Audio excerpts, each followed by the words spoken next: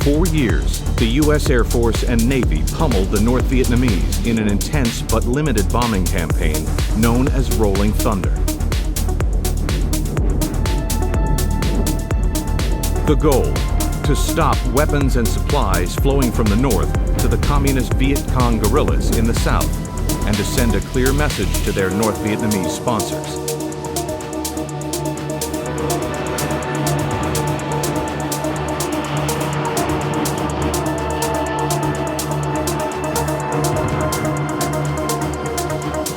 For 3 years, pilots of fighter bombers like the Air Force F-105 Thunder Chief and the Navy's workhorse, the A-4 Skyhawk, constantly bombarded a heavily defended North Vietnam.